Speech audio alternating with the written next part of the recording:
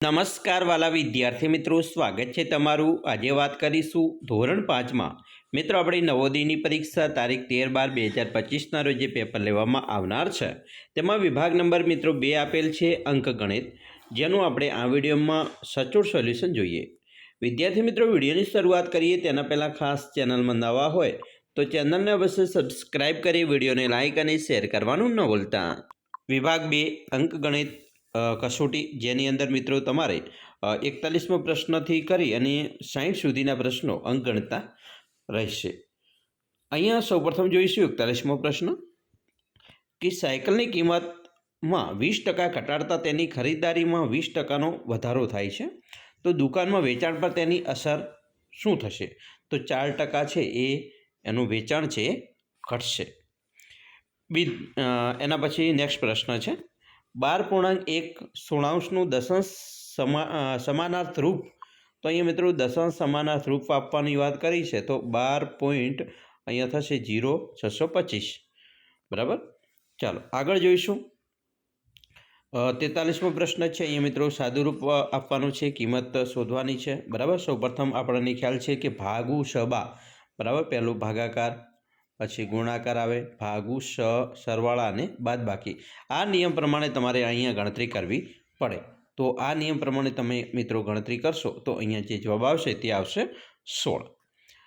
44મો પ્રશ્ન છે 8% વાર્ષિક દરથી સાધારણ વ્યાજ પર કેટલા વર્ષમાં 1500 અને 1800 થઈ જશે?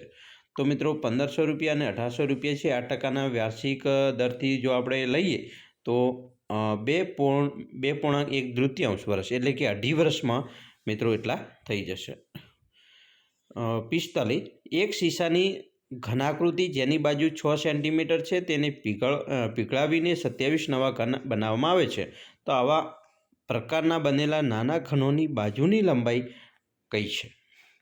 તો અહીંયા જવાબ થશે 2.0 સેમી। હવે આપણે આગળ પ્રશ્ન જોઈશું 46મો છે 25, 45 અને 75નો લઘુત્તમ સાધારણ અવયવ।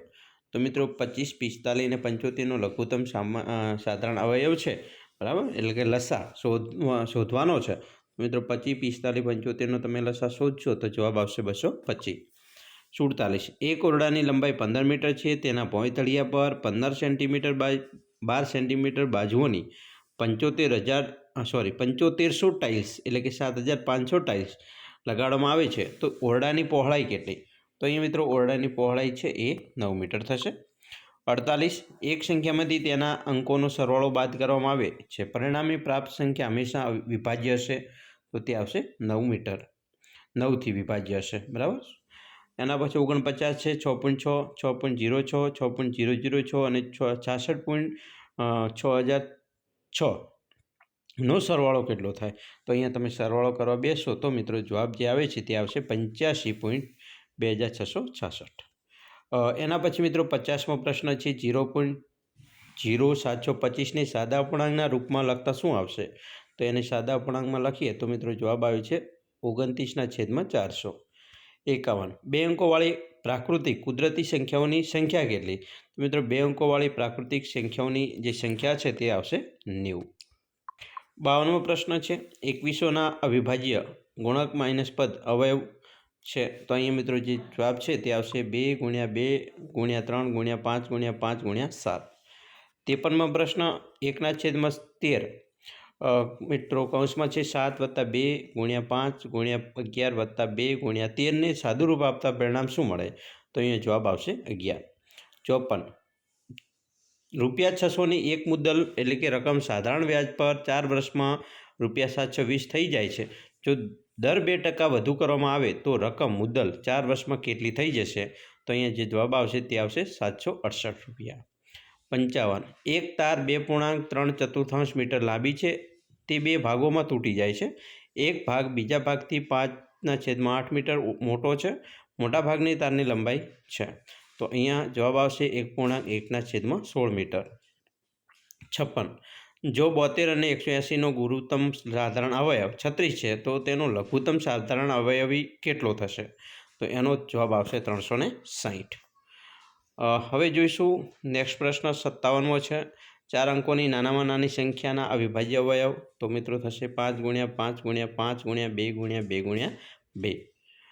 એના પછી 58મો છે, એક રેલગાડી એક સ્ટેશનથી કલાકના 72 કિલોમીટરની ગતિથી સાંજના 12:15 વાગે ઉપડે છે તો 90 કિલોમીટર દૂર એક સ્ટેશન પર કેટલા વાગે પહોંચશે? તો મિત્રો 72 કિલોમીટરની ગતિએ સાંજનો સમય 2:15 વાગે ઉપડે છે તો 90 કિલોમીટર દૂર એ પહોંચવું હોય તો તે 3:30 એટલે કે 3:30 વાગે પહોંચશે. 59મો, નીચે આપેલાને સાદુરૂપ આપતા પરિણામ આવે છે તો અહીંયા જે છે મિત્રો ભાગુસબાની રીતે તમે અપૂર્ણાંક છે મિશ્ર અપૂર્ણાંકને અપૂર્ણાંકમાં ફેરવી અને કરીએ તો જવાબ આવશે 3.1/33.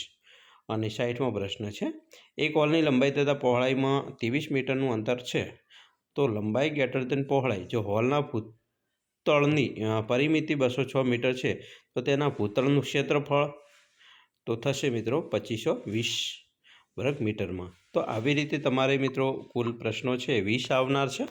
અંકગણિતના મિત્રો થોડાક દાખલાઓ હાર્ડ હોય છે એટલે તમે એકવાર ઘરે બેસીને વધારે પ્રેક્ટિસ કરશો તો તમને 100% સફળતા મળશે. મિત્રો તમારી પરીક્ષા માટે તમને બેસ્ટ ઓફ લક. ચાલો મિત્રો નેક્સ્ટ વિડીયોમાં મળીશું. આશા રાખીએ છીએ તમને આપણો વિડીયો ખૂબ જ ઉપયોગી નીવડશે અને ખાસ મિત્રો વિડીયો ગમે હોય તો લાઇક શેર અને સબસ્ક્રાઈબ કરવાનું પણ ન ભૂલતા.